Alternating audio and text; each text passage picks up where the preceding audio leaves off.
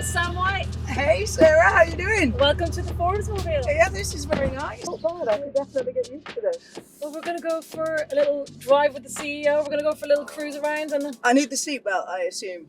please put the seatbelt on. Yeah. Safety first.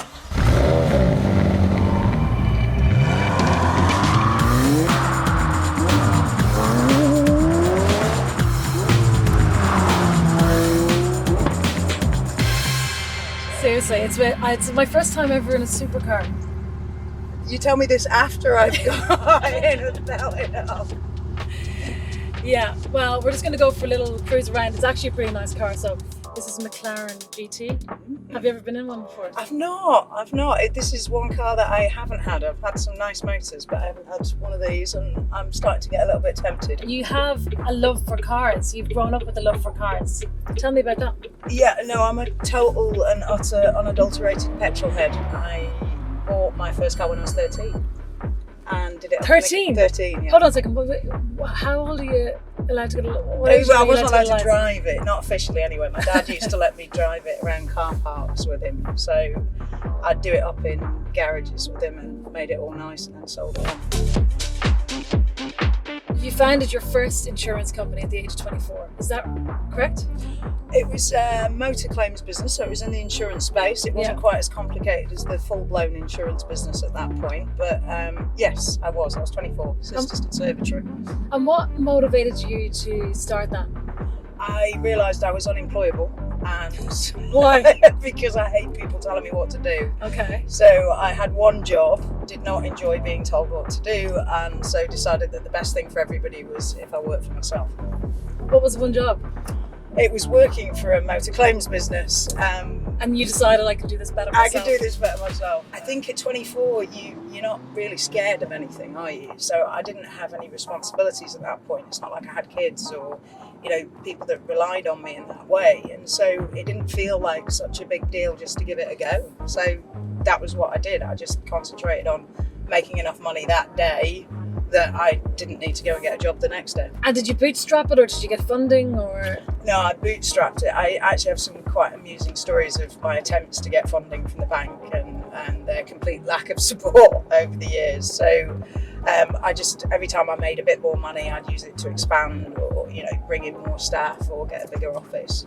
And so when you say the lack of support from funding, what was that due to? Do you think that was anything to do with your age, gender, or do you think it was actually the business that you're pitching? Why was it a struggle? All of the above. I mean, I'm 47 now, so it was 23 years ago. Yeah.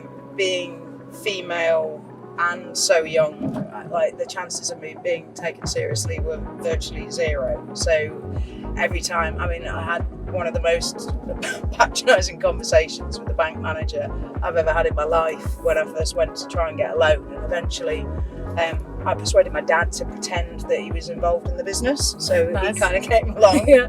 and sat in the office, and he was like, if they ask me anything about the business, Sam, I have no idea what you do or how you do it.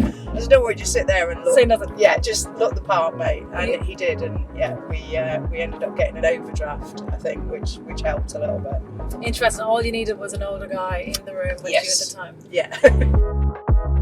You founded Stella Insurance, which is an insurance company aimed specifically for women. You do insure men as well. But why do you think you need an insurance company specifically for women? I think that the majority of businesses, particularly in the financial services sector, are designed from a male perspective. They're run by men. The products have been designed intrinsically with men in mind.